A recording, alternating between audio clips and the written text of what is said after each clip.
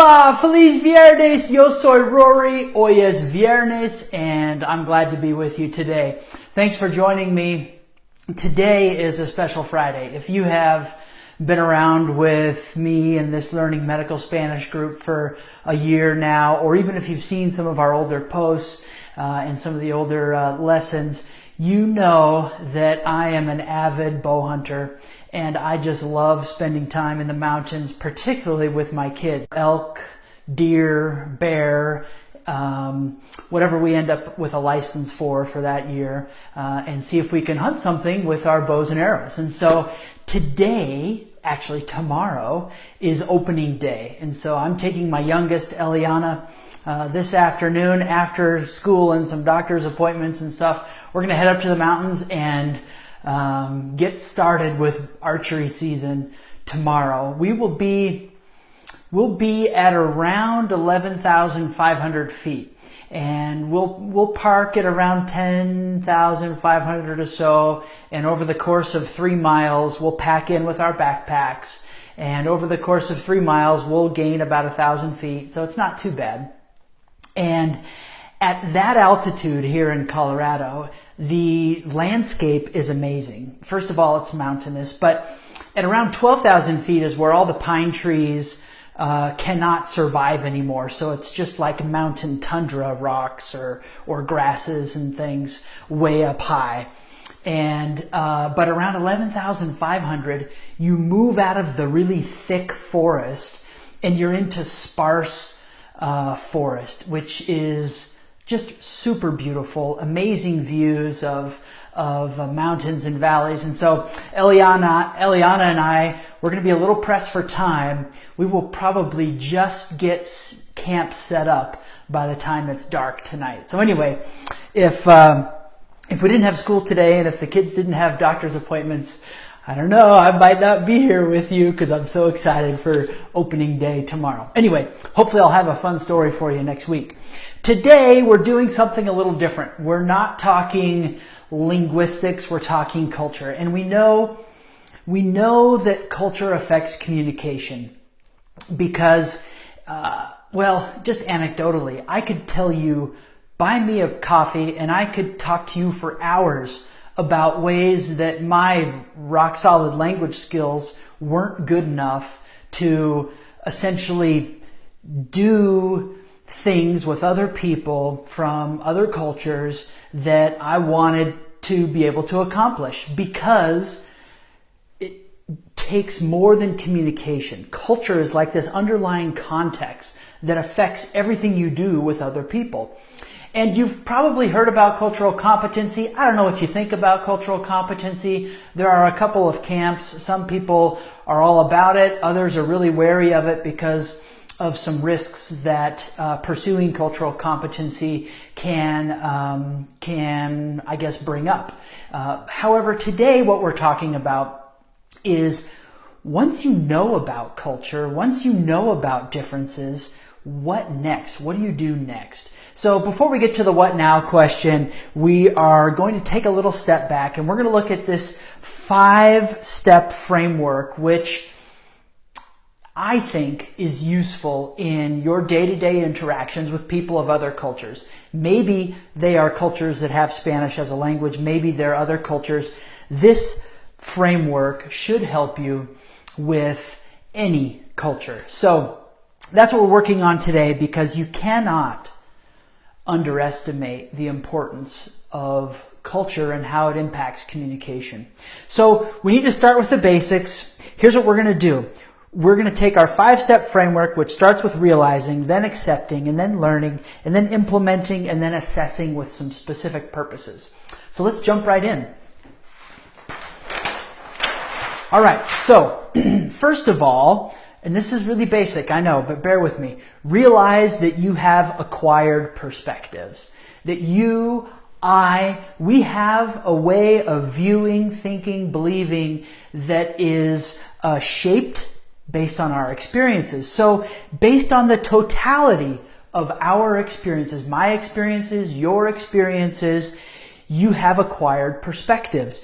And you've interpreted those experiences through the lens of your knowledge and your beliefs. Now, you know a lot more about medicine, health, and particular scientific things than I do. And so that automatically separates you and I at some level. We probably also have variations in beliefs. You might be appalled that I would spend time in the mountains and actually take the life of another animal, right? I think it's normal. I think it's a great way to eat. And I think it's an amazing thing to do with my children. But anyway, so we have different beliefs, we have different knowledge, and that's how we interpret our experiences, through the lenses of our beliefs and knowledge. So here's my Cliff Notes definition of what culture is, and there are definitely better descriptions. But culture is what you think, what you feel, what you value, and in fact, what you do, what you don't do, how you behave based on human influences around you. Okay, so you have all of these different influences, groups, and you are a part of different groups, and those groups have influence on what you think, value, do, and don't do, how you behave, right? And so that is culture. That's your culture. So step number one is to realize that you have this and to start thinking about what it actually is for you. Step two then is to accept that others outside of your group also think, feel, believe, and value and behave different than you based on their totality of their experiences and their group influences. So that's an easy one, right? So you have it for you, you accept that others have it for them, and this is like kindergarten level cultural competency, right? Okay. Now, when we actually get into this idea of cultural competency, is when you think of competency, you think of skills, you think of abilities. Well, it's knowledge. You're learning about other cultures, right? And so you're learning about others from different groups. Learning about them is great. It's a good place to start. If there's any way you can find a way to experience other cultures, other beliefs, that's amazing, because you take academic knowledge and you move it into actually seeing, feeling, hearing, believing, and experiencing, and that has a different impact on you. This is why, tangentially, why immersion programs are so darn effective with your communication skills in Spanish, let's say, for example. Okay, great. So if you can learn about different perspectives, learn about underlying beliefs, learn about what are acceptable behaviors or not acceptable behaviors for other groups, then you're on the road to cultural competency, right? And there's another aspect of cultural competency, which would be the ability to navigate across other cultures. Not just having the knowledge, but the ability to navigate across cultures with other, right? And hopefully from these definitions, you're seeing that culture isn't just language. Culture isn't skin color. Culture isn't country of origin. Culture is the totality of experiences and interpretations of those experiences through the lens of what your group feels, what your group believes, what you know to be true, what you value, etc. So this idea of accepting that others think, feel, and believe differently, and the effort to learn about other, gosh, I think if we all did it, we might see different Facebook posts. I don't know. I'm a little fed up with all the political Facebook posts. But anyway, I think that applies here too. All right, so now we move to implementation. And there are some risks here. And this is why some people are really uncertain about this idea of cultural competency and why it's gotten a bad rap. Because there are some real risks. some of the risks of learning about other culture is then generalizing based on some knowledge that you have or some experiences that you have with other. You begin to generalize for everyone else that kind of fits a physical description or a geographical region, and you begin to impose these ideas and these beliefs on others without really knowing if it's true for that person or not.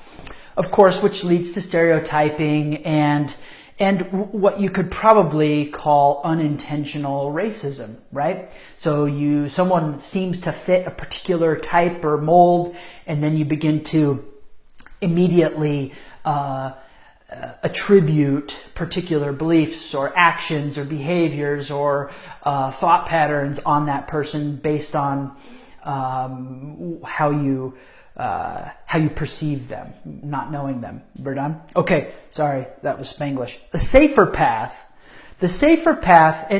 of implementing what you know about culture, a safer path is individual inquiry, getting to know the person that you're working with, the patient that you're working with, instead of seeing them and applying some preconceived notions about them onto them, right?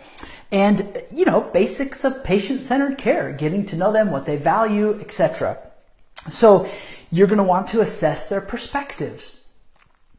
Understand what the implications are of their perspectives on the desired health outcomes that you're working on. So, if someone's perspective is that, let's just say, hypertension is caused by X, but you, based on your knowledge and your experience and your history of treating hypertension, you know that X might be involved, but it's not the cause, that you really know that what needs to be treated is Y, then you've got a little gap of instruction there that you need to overcome, right? And so you want to understand what the implications are of these person's beliefs, perspectives, experiences, and acceptable behaviors, not acceptable behaviors.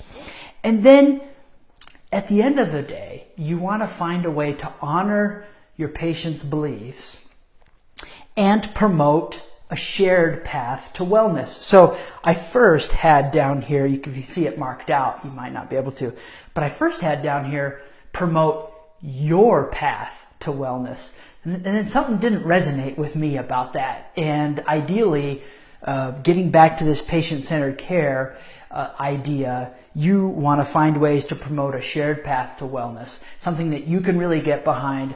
Typical examples are, let's say someone has their mind made up that a good approach is a particular herbal remedy or something to a given problem.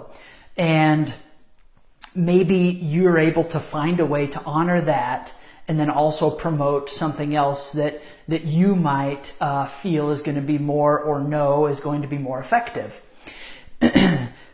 Finding a way to honor this, provided it's not dangerous, and then also include this within your patient care. So this is a safer path to identify what your patient believes, what their perspectives are, and find where you have gaps in knowledge, gaps in perspective, gaps in belief, and try to bridge those gaps in a way that, with a bridge that you could both walk on together and safely. Okay, so we get into implementing some of this knowledge in a patient-centered way. So then the final step is assessing variations with purpose. And we're going to look at these just one at a time because there's a lot of text on here. So, okay, you want to assess variations. You want to analyze differences. And the goal of what I'm promoting here is not just knowing more about culture, but being able to slice through it and help your patient actually end up with the skills, the abilities, the perspectives to access care here in this system on their own. So let's see how we get there. First of all, you're going to assess your patient's beliefs and your beliefs. How do they differ? We were kind of talking about that with the previous one, the implementation. And the purpose here is this is just between you and your patient. The purpose here is to adjust your interactions and your communication with your patients to maximize health outcomes. So let's say here's a documented difference. Every time on our medical Spanish immersion programs, we ask our students, people just like you, to do some interviews with their host families and other people in their network while they're on immersion. And one of the things that we ask them about, one of the topics, is the patient-provider relationship. And what makes a good relationship with your provider, what makes a bad relationship with a healthcare worker. And always, always, always, it comes up, this idea of taking time to get to know me as a patient, taking time to go through the formalities of regular greetings and handshakes and eye contact and, that kind of thing. So this is something that you can totally control. No matter how busy you are, you can make time for a handshake, and shaking everyone's hand in the room probably, because there's, it's not going to take that long, but it will yield huge, it will yield bigly for you. I'm at a loss for words. In patient confidence and trust in you as a provider, as a healthcare worker. So you can easily adjust your interactions to better, let's just say, meet with your patient on his or her expectation level, or acceptable behavior level, right? Okay, fine, you can do that, but you can't really control the system that you work in. And neither can your patient. And systems aren't very flexible, right? And so systems aren't really going to bend to your patient. Your patient needs to figure out how to navigate the system here in the States if they want to access care. And so that's the direction we're going now. So it would be a good idea for you to understand what the patient's kind of normal approach is to accessing care versus what your system has set up as the normal approach for accessing care, and what your system's processes are for delivering care. Now, when I say your system, I'm talking about your clinic or your hospital. What does the patient normally do, and what are the things that they absolutely have to do in order to be able to get cared for within your system? Okay? The purpose is to help your patient navigate care with you in the most effective way. We're still kind of between you and your patient, right? Because they have to work, in the consult room, fine. You can be very flexible with your patients, and you probably already are. However, your system is going to be less flexible probably than you are as an individual worker. And so you need to help them navigate the system. And if the system, this is probably a dumb example, but if the system is you have to call to get an appointment, you can't just show up and expect to be seen, well then, that's something they need to know about. Maybe the system that they came from or the system that they're used to is that you show up, you get an appointment, and then you wait for your appointment. Okay? So it's simple. That's probably not a good example. You've got better examples that you can think of. All right. Then moving on, now we're talking systemic variations. It's the bigger picture. Outside of you and your clinic or you and your hospital, now it's accessing healthcare here in the United States. And I don't have the answers to this stuff. You may feel ill-equipped to answer some of these questions as well because it's such a mess. However, what kind of tips can you give your patient for navigating the system here in the United States? So let me give you a simple example. You may have heard the expression that the squeaky wheel gets greased. Hopefully you've heard that. If not, the idea is a couple of things. One, if the more noise you make, the harder you push, the more persistent you are, the more likely you are to get what you want or get what you need, right? Squeaky wheel gets greased. It's a pretty individual perspective. It's pretty individualist in nature. It's pretty North American, frankly. There are other perspectives, other proverbs. There's a Japanese proverb, for example, that says the nail that stands out gets pounded down. That's kind of in contrast to the squeaky wheel gets greased, because, no one is individual. People that are pursuing individualism or standing out in some way are met with resistance, and the value is to fit in with the group, not to stick out. And so you can see some contrasting values there between that have their base in individual identity versus group identity. Okay, so how does that impact someone's ability to access healthcare? I'll tell you that I am thankful that both my wife and I are persistent with certain things when it comes to medical visits and getting care, because it's not always that easy. It takes a lot of work sometimes. And if I were, concerned about being a squeaky wheel, then I may be less effective in advocating for myself. And that's the goal, right? Your goal is, how can you help your patient navigate or access care for themselves? Because at some point, they're moving beyond you and your clinic, you and your hospital system. At some point, you're unable to help them, but what you can help them is teach them how to access, navigate care here. What kind of tips, what kind of hacks do you have? Shortcuts, community resources could they know about, etc. The goal is to help your patient advocate for themselves effectively. And so when I think about cultural competency, when I think about culture in healthcare, on one level, we're talking about effective communication between you and your patient. That's one level of cultural competency. On another level, that's fine if that is where you're at now, but don't stop there. Move to this other area here where you're helping your patient with tips and with practices, with behaviors that will help them advocate for themselves, because the reality is that you can be as amazing of a person as you can, but you're not always with your patient. You can't always be there for them. But what you can do is help them gain the perspectives, the behaviors, the acceptable behaviors, the unacceptable behaviors for how to access care here. And that will really set them up for hopefully healthy outcomes down the road.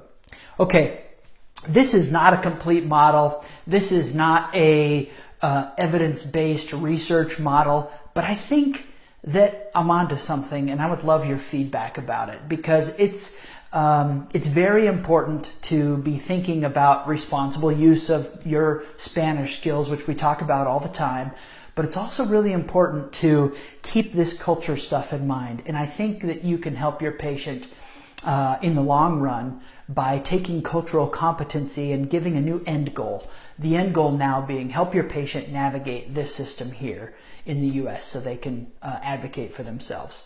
Hey, thanks for joining me. I will see you next week. Hasta luego! Hey, thank you for joining me today on this Video Viernes lesson. I wanted to invite you to join our community if you're not a member of the Facebook group already, that I deliver these live lessons in on most every Friday. And also point you to the website where you can find a bunch more information about medical Spanish, whether that be courses or free materials for you, or finding a private tutor to work with you online or face-to-face. And also let you know about some amazing Spanish immersion programs, either you as a medical person or your significant other as working in some other industry, or your family. If you want to improve your Spanish and you have time and budget to go do some travel, our programs are pretty amazing. I think it'd be fun to work with you. And finally, if you have some document work at your clinic or at your hospital or within your setting that needs to be professionally translated, shoot me a message, upload your document to us, and we can get you a quick quote and help you out with your Spanish language documents as well. Have a great day.